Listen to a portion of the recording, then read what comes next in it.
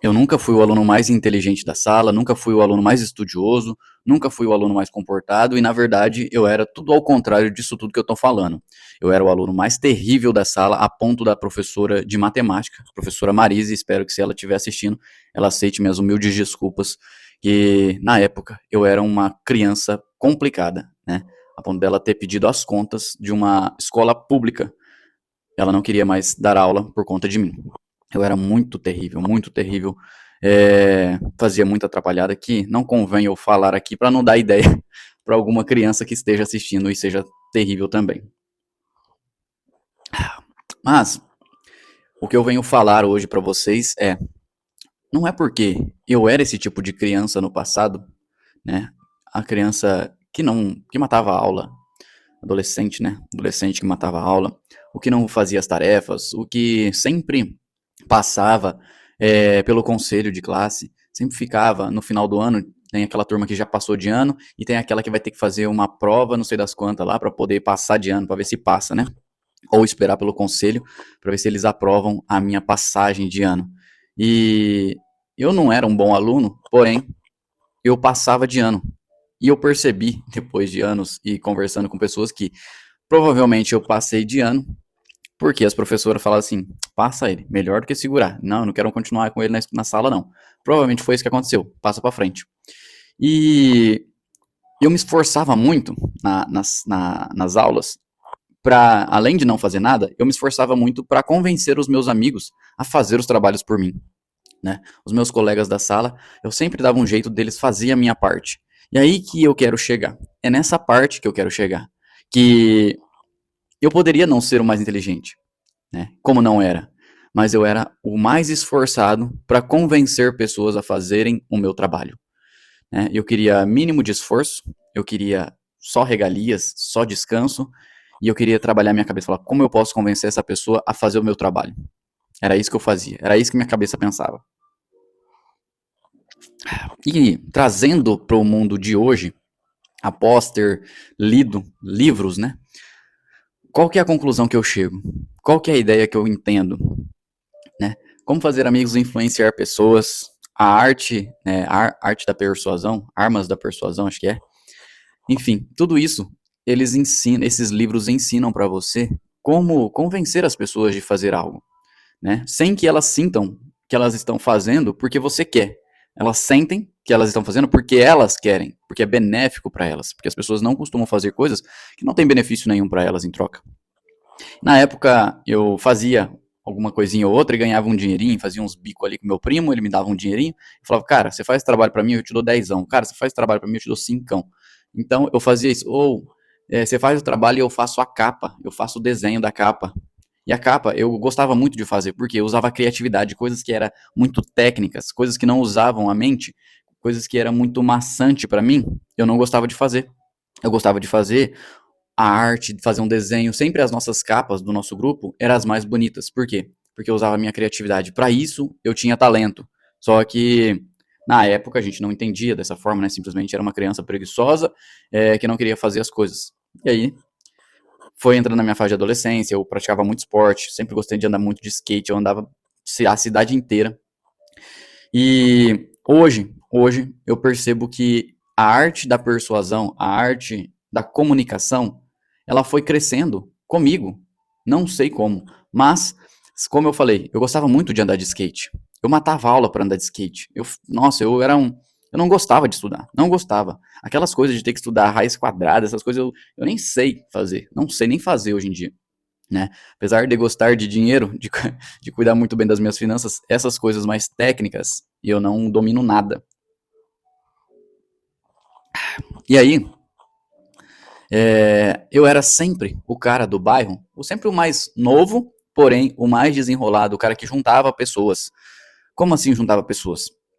Eu juntava ali com dois, três amigos e falava, vamos fazer um palquinho para nós andar de skate aqui na rua? E aí a gente fazia o palquinho, né? Um palco pra gente poder andar de skate. E aí daqui a pouco que era dois, três caras andando de skate, daqui a pouco era 8, 10, 12, a ponto dos vizinhos irem lá reclamar pra minha mãe que a gente ficava o dia inteiro andando de skate na rua, falando palavrões e fazendo bagunça e não sei o quê. E as pessoas que vinham lá em casa, a maioria eu nem conhecia, em casa assim, na rua, né? A maioria eu não conhecia, depois virava amigos, porque daí os caras sabiam, lá na casa do Edson tem palquinho, vamos lá andar na casa dele. Aí eu, simplesmente, às vezes eu tava lavando a louça, que minha mãe deixava de compromisso pra mim, e batia um palma lá, eu nem sabia quem era dos caras. Você tem um palquinho aí pra nós andar de skate? Vamos andar, vamos andar. E aí, eu era o cara popularzinho do bairro, todo mundo sabia quem eu era. Por quê? Eu sempre me envolvi com pessoas mais velhas. E eu era o mais novo envolvido com as pessoas mais velhas. Então eu amadureci muito cedo. Eu aprendi a arte da comunicação, da persuasão, de forma espontânea. Porque as pessoas olham e falam, cara, que livro que você leu? Que livro que você leu? Onde você aprendeu? Você fez um treinamento? O treinamento é a vida. A melhor coisa que a gente pode aplicar para a nossa vida atual é usando as vivências, experiências do passado. Porém, nós vamos ter que concordar numa coisa aqui. Hoje em dia, as crianças, os adolescentes, eles não têm essas mesmas vivências, eles só têm acesso ao computador praticamente. A vida deles é aquilo ali, computador, celular, e eles não têm a vivência da vida real. Eles não têm a malícia da vida real. O que eu digo sobre malícia? Eu achei que eu era um cara desenrolado, porém, depois eu trabalhei durante 10 anos numa empresa, e quando eu saí de lá, eu falei, eu vou tentar algo na vida aí, trabalhar por conta. E aí por um ano eu trabalhei por conta, em sociedade com duas pessoas, e ali sim eu descobri como funcionava o mundo real. O mundo sem unicórnios e sem arco-íris e sem Mickey Mouse, né? Não existe mundo da Disney. Então, é desse mundo que eu tô falando, desse mundo que eu descobri. Esse mundo onde as pessoas, elas olham apenas pro próprio umbigo. Elas não estão nem aí para você. As pessoas não estão nem aí para você. Se você vai se ferrar em algum momento, elas não estão nem aí para você, tá? Elas olham para a própria realidade. Se elas precisar fazer algo que vai te fazer mal, mas para elas se saírem bem naquele momento, elas vão fazer, né? Naquela época que eu fiz essa sociedade com essas duas pessoas, o que eu posso dizer sobre comportamento e administração, comprometimento, esses caras eram praticamente zero, zero, zero no comprometimento. Tudo era uma brincadeira para eles, tudo era uma brincadeira. Ah, não, vamos deixar para amanhã, e deixar para amanhã, e aí abria as casas de apostas, os caras gostavam muito de apostar, ficar apostando. Ah, eu vou colocar dezão e vou fazer cinquentão para pagar o almoço. Sabe, a vida era uma brincadeira para eles. E escutando música o dia inteiro e tal, e a vida uma ilusão, uma ilusão. E eu não me arrependo de ter vivido esse um ano com eles, na verdade foi muito benéfico para mim, porque eu entendi dois mundos paralelos. Um mundo onde eu trabalhei 10 anos e eu precisava de comprometimento, compromisso com o horário, né? Eu tinha que chegar no horário certinho, como manda o escopo, né, de um CLT, de um bom CLT. Sempre entregar a mais, como dizia o meu pai, entregue a mais do que você ganha. Eu sempre procurei fazer isso. Só que eu saí dessa empresa e fui fazer essa sociedade, e lá eu descobri que não precisa ser tão amarrado assim, tão engessado as coisas. Você pode ganhar dinheiro sendo mais flexível, usando a sua inteligência também, mas precisa de comprometimento com os seus compromissos, com os seus papéis que você tem que fazer. Como, por exemplo, agora, esse é um compromisso que eu tenho. Todos os dias eu acordo, faço meu café e venho aqui falar com vocês, conversar sobre um assunto. Deixa eu pular o anúncio ali que eu não pago o YouTube Premium ainda. E aí, galera, eu falo pra vocês, dá pra fazer uma coisa mais flexível? Dá, tá. Só que as pessoas querem o extremo. Ou CLT demais, ou flexível demais. E aí as duas coisas não funcionam. Uma só e outra só não funciona. Por que não funciona? Vou falar pra vocês o caso do CLT. Eu convivo com muitas pessoas com mentalidade de CLT e parece que vão ser CLT pro resto da vida. Elas não têm uma mentalidade de que vão fazer algo a mais, né? Então é aquela pessoa que, pra ela, o compromisso dela é bater o ponto certinho ali. A meta dela de vida é ela conseguir bater o ponto na entrada certinho e na saída certinho. Não pode falhar um segundo sequer. Essa é a meta das pessoas, no geral. E tem outras pessoas que decidem empreender. Aí elas empreendem e ficam de boa, né? Como eu frequentemente preciso andar aqui pelo bairro, eu vejo Os comerciantes do bairro, assim, na porta do comércio, escorado, esperando entrar cliente. E eu não consigo entender esse tipo de mentalidade. É aquele tipo de empresário, de empreendedor, microempreendedor, né? Que ele faz para pagar os custos de vida do mês. Mas não pode acontecer nenhum imprevisto. É o tipo de pessoa que se o cliente não vier até ele, ele também não vai até o cliente, ele não dá um jeito de fazer um algo a mais. E esse tipo de empreendedor, eu acredito fielmente que no longo prazo eles não vão se sustentar, tá? Enfim, claro, depende muito do estilo de comércio que é o negócio. Mas, majoritariamente, no longo prazo, esses negócios não se sustentam. Tanto é que vira e mexe eu vejo um comércio ou outro fechando as portas. Mas é porque eles não fazem um a mais. E aí, eu faço um contrabalanço nisso tudo e venho falar para vocês sobre a flexibilidade, que é, comece a criar um algo na internet, como eu venho fazendo. Por quê? Através dos conteúdos que eu crio para vocês aqui, eu crio também no TikTok, crio também no Instagram, e aí eu começo a ganhar um dinheiro aqui, ganhar um dinheiro lá, né? Construo uma comunidade aqui, uma comunidade lá, o dinheiro vai entrando de forma normal, né? Normal. No YouTube eu não sou monetizado, mas eu crio todos os dias, né? É isso que eu quero mostrar para vocês, uma realidade, uma realidade. Eu estou fazendo porque eu acredito em algo que vai dar certo no futuro, se eu continuar. E em contrapartida, depois do almoço, eu saio para trabalhar. Eu faço meu trabalho de CLT para poder pagar os custos de vida de casa. Tem os nossos investimentos, como eu já falei em outros vídeos, tem os nossos investimentos também segurando as pontas. Então, são várias coisinhas feitas, porque lá no passado eu decidi que eu não iria estudar, mas chegou na fase adulta, eu fui obrigado a estudar e fazer o caminho que todo mundo faz, que é entra no trabalho CLT, compra uma casa, não sei o quê. E fiz tudo o processo certinho, como manda o escopo. Comprei a casa, casei, comprei carro financiado, fiz tudo como todo mundo comum faz. Até que chegou o momento onde eu falei: minha vida tá ruim financeiramente. Eu não tô tendo dinheiro para comprar um negócio para colocar aqui dentro de casa para minha esposa comer. E aí, nessa fase, eu já fazia alguns anos que eu estudava sobre investimentos. Eu estudava mercado financeiro, gostava muito mesmo.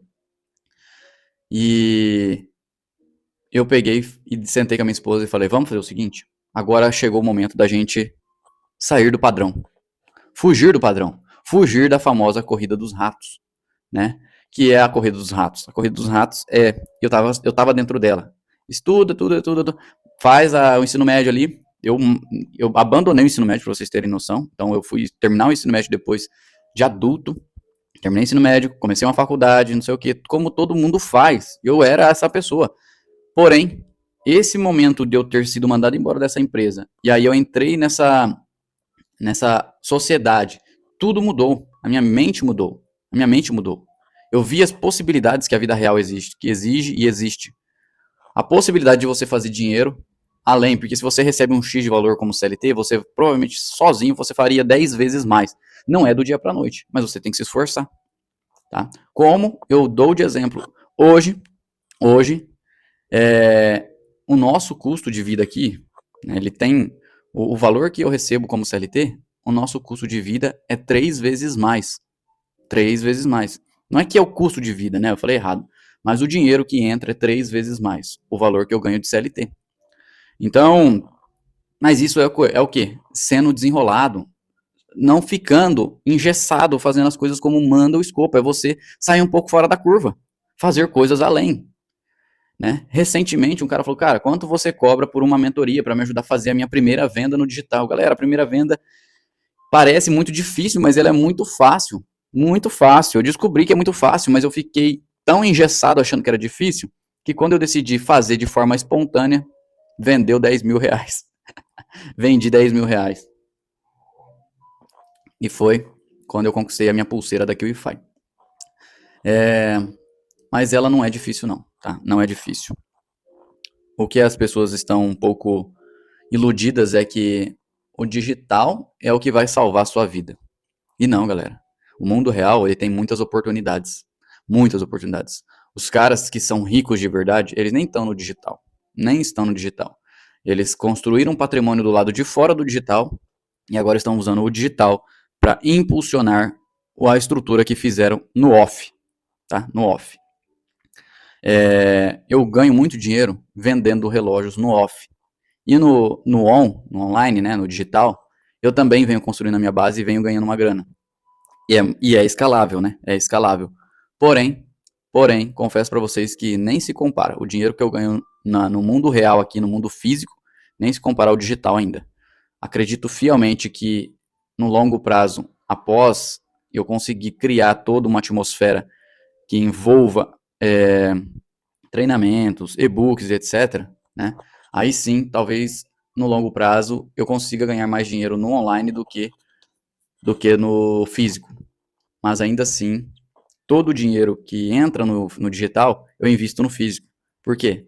Porque é no físico que as pessoas estão acreditando mais hoje em dia. Tá? Então entra dinheiro no digital, eu pego esse dinheiro e invisto em relógios no mundo físico. Então eu uso isso como um impulsionador do meu negócio. Tá? É isso, é dessa forma que eu venho fazendo. E, claro, depois de adulto eu tive que estudar muito. Eu aprendi a gostar de estudar, de ler livros, fiz faculdade, enfim, me relaciono muito bem com pessoas, continuo aprimorando essas técnicas, essas habilidades. Mas para você que está assistindo esse vídeo, se você ainda não desenvolveu nenhuma dessas técnicas, você nunca foi dessa área da comunicação, se você é uma pessoa mais fechada, aprenda a se comunicar. Se esforce. Procure vídeos aqui no YouTube que mostrem para vocês como quebrar algumas barreiras da vergonha de conversar com as pessoas, tá? Ah, mas eu sou tímido. A timidez vai te fazer continuar pobre, tá? Você não conhece, eu aposto com você que você não conhece nenhuma pessoa tímida que é rica. Não tem como, a pessoa precisa se comunicar. As pessoas precisam saber que ela tem algo para vender. Não existe. Eu não consigo enxergar. Na minha cabeça não vem ninguém que deu muito certo na vida, que é uma pessoa tímida, que não conversa, que não se expõe. Tá? Então, coloque isso na sua cabeça. Ah, mas existe o fulano de tal. Ah, talvez seja uma exceção. A exceção não é a regra. A exceção não é regra. Tá? Seja uma pessoa comunicativa. Ah, mas eu não sei conversar. Lá no meu Instagram, vira e mexe, eu posto o meu primeiro vídeo de como eu comecei. Por quê? Porque é a realidade. Eu não me expressava bem, eu não sabia me comunicar. Mas quanto mais você faz, melhor você fica.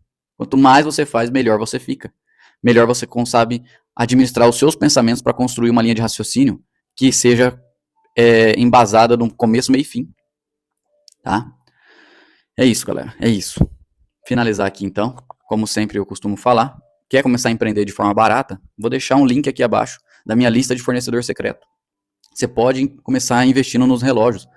Ah, mas eu não preciso de muito dinheiro. Cara, se você tiver 200, 300, 500 reais, depende do produto que você vai pegar. Você vai pegar perfume para vender? Pega lá os frasquinhos de perfume. Compra as amostrinhas. Você pode comprar as amostrinhas e falar, cara, eu tenho esse aqui, só que é sob encomenda. Ou você compra os perfumes mesmo, se você tiver uma grana. Galera, vou ser bem sincero com você, eu comecei a empreender no mundo dos relógios com 780 reais. Comprei 10 relógios e uma maleta. Hoje eu tenho 2 maletas com 18 relógios cada, dinheiro na conta, enfim, multiplicou muito o capital. Tá? Faz nem um ano ainda que eu comecei isso daí. E muitas das vezes eu voltei a estaca zero, aconteceu os imprevistos, tive que tirar dinheiro do relógio e voltei a estaca zero. Mas eu tô falando que dá para começar com pouco. Pensa, como que você vai começar um empreendimento com menos de R$ 1.000? É muito pouco. É muito pouco. Ah, mas R$ 1.000 para mim hoje é muito. Eu concordo com você, eu já tive essa mentalidade de que R$ 1.000 era muito. Eu sei, é muito dinheiro mesmo. É um risco arrancar R$ 1.000, mas guarda, faz um compromisso com você, cara. Eu vou guardar uma grana aí durante aí 3 meses, duzentão por mês. Primeiro você precisa acessar a lista, ver o que você quer. Acesse a lista, faça um orçamento com os fornecedores, o que você precisa, o que você vai empreender. E aí você vai saber quanto que você precisa guardar para poder investir num negócio pequeno. Você começar vendendo para as pessoas do seu trabalho, você começar vendendo para as pessoas do seu Instagram. Os 10 primeiros relógios eu vendi em menos de 2 dias, porque eu postei no meu Instagram, vendeu tudo. Vendeu tudo. É assim que começa. Você precisa arriscar. Se você quebrar, perder os seus R$ 1.000 que você investiu, você aprendeu alguma coisa com isso. Dificilmente você vai quebrar, porque você vai vender pelo menos pelo custo, né? Impossível você vender a menos. Eu já tive que vender relógio a menos do que o custo, porque não saía. Mas tudo bem, eu não quebrei, eu alavanquei. Outros relógios se pagam. Então outros produtos vão sair mais do que alguns. É normal isso, tá? É normal. Mas isso vai fazer você se esforçar mais para aprender a arte da venda, a arte de se comunicar, tudo isso vai te obrigar a fazer isso. E aí o dinheiro vai entrar, você vai ficar animado, você vai falar, mano, eu preciso desenvolver isso aqui, eu preciso fazer aquilo ali. Tá bom? Enfim, vou deixar o link abaixo dos fornecedores, já estão tudo aqui no Brasil, comprar direto com eles. E 2 indicações de livros para vocês lerem. Eu vou indicar esses 2 que eu falei para vocês durante o vídeo.